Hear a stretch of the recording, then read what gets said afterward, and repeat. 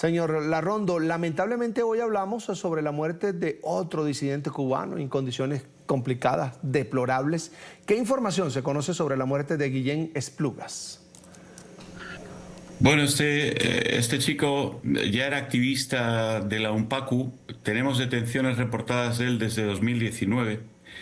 Y en 2021, el 11 de julio, se manifestó y grabó con su vídeo y publicó imágenes de la manifestación, con lo cual fueron a por él, creo que fue el 17 que le detuvieron, 17 de julio, y sin tutela judicial, por supuesto, le impusieron prisión y después le juzgaron, creo que fue en 2022, y le condenaron por sabotaje, un delito fabricado, a 6 años de prisión. Estaba en el Combinado del Este, es una prisión que hay en La Habana de máxima seguridad.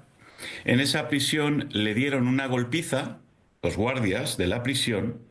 Después de años de maltratos y torturas, le dieron una golpiza tremenda que lo mataron. Y para simular su muerte, parece que utilizaron un cinturón de uno de los guardias y le ahorcaron y le dijeron a la familia que él se había ahorcado. Pero claro, la familia tuvo acceso al cadáver y pudo comprobar todos los moretones, como se llaman en diferentes partes, que tenía por todo el cuerpo, costillas, los brazos, y que precisamente tenía la hebilla marcada en el cuello, o sea, muchísimos signos que demuestran que fue asesinado, ¿no? Y este chaval, pues la verdad es que era un activista pacífico, no ha hecho mal a nadie, era miembro de UNPACU, de la Unión Patriótica de Cuba, y también participaba en el proyecto Cuba Decide, ¿no? Bueno, pues esta es la realidad de las cárceles cubanas, porque no es un caso, es que ya en los últimos meses tenemos 3 casos. Uno que se suicida porque se suicida al salir de prisión porque estaba internado con problemas mentales gravísimos, incapacidad decretada por el propio gobierno antes de estar en prisión. Claro, es que le vuelven locos. Además de que ya tienen problemas psiquiátricos, a esas personas las meten en prisión y las destrozan, ¿no? Otro al que mataron, Luis Barrios, otro Gerardo Díaz Alonso, es decir, ha habido ya bastantes muertos rondando la prisión política y la verdad es que no se espera mucho menos, ¿eh? No se espera menos porque hay 653, por lo menos por nuestra parte, que tienen dolencias graves de salud que están sin tratamiento médico y están en grave peligro. Fíjese, en cuanto a los actos fúnebres, el acta de defunción y otros trámites que tienen que ver con esto, también los puede manipular el régimen, lo que supone, por supuesto, aún más violaciones contra los familiares de las víctimas. Eso sigue pasando en Cuba. Sí, por supuesto, los certificados médicos, por ejemplo, los de mortalidad infantil, desde hace decenas de años se falsifican, ¿eh? O sea, los hospitales tienen que dar una cifra de mortalidad infantil pase o no pase. Y muchas veces los prenatales o los neonatales muertos los declaran como abortos tardíos. Y esto es una realidad que está comprobada hasta científicamente por una universidad. O sea que en Cuba se falsifican, por supuesto, también los certificados de defunción, los informes médicos de defunción, las autopsias. Todo o se esconde y no se entrega jamás a los familiares o se falsifica. Es un régimen totalitario y hay que entender lo que es eso.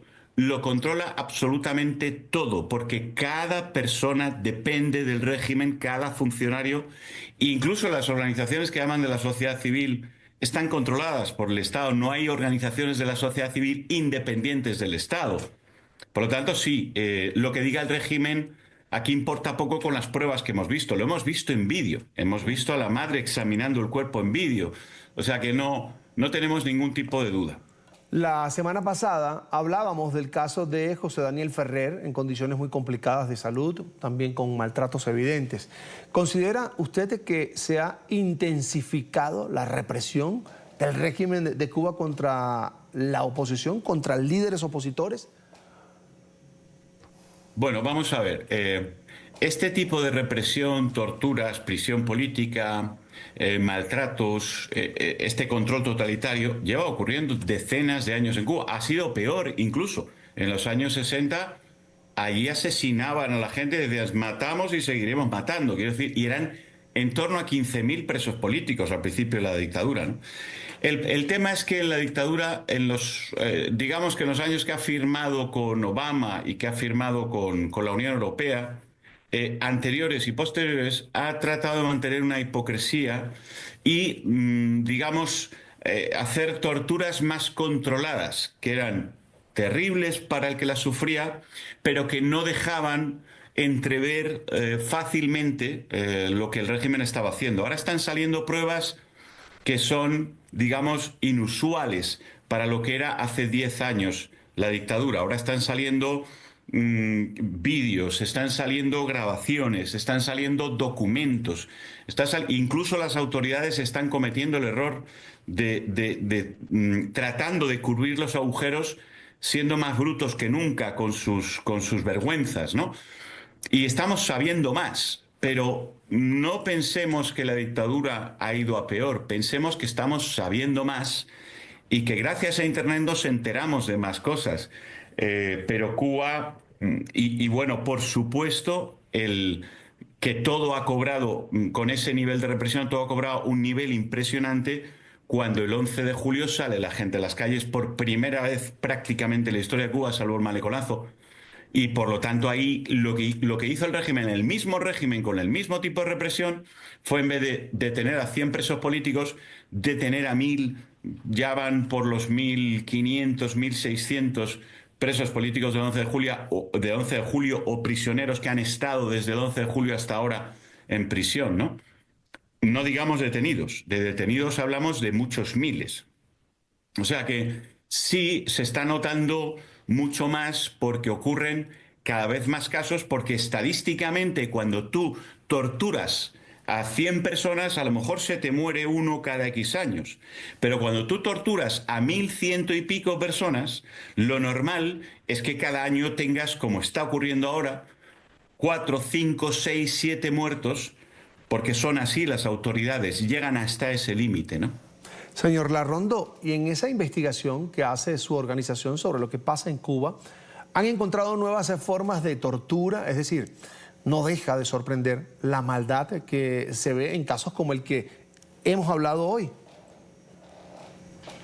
Sí, vamos a ver, las torturas que ha empleado el régimen de un tiempo a esta parte han sido muy parecidas. Es decir, que ellos, por supuesto, niegan la atención médica, niegan los permisos, niegan los beneficios penitenciarios, insultan a los presos, les tratan de comprar para que trabajen para la seguridad del Estado y si no, les meten en celda de castigo, les dan golpizas.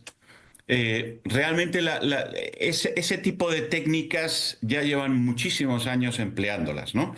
La negación del agua o la entrega de agua en mal estado, la negación de la comida, el uso de la temperatura, mucho frío, mucho calor. Son muchísimos el abanico de torturas que utilizan. Nosotros tipificamos 15 porque estudiamos 181 casos de tortura en 2023 y tipificamos 15 tipos de tortura. Bueno, el 80% de todos los presos políticos, de esa muestra aleatoria que cogemos de 181, el 80% tenía más de 5 tipologías de tortura distintas sobre su cuerpo. O sea que realmente no es que hayan inventado ningún tipo de tortura, quizá ahora están atacando más a la mujer, quitándole a los hijos. Esto antes, el quitar la guardia de custodia o la patria potestad era más complicado legislativamente antes, pero ahora con el nuevo Código de Familia le pueden quitar la patria potestad a una madre por ser opositora.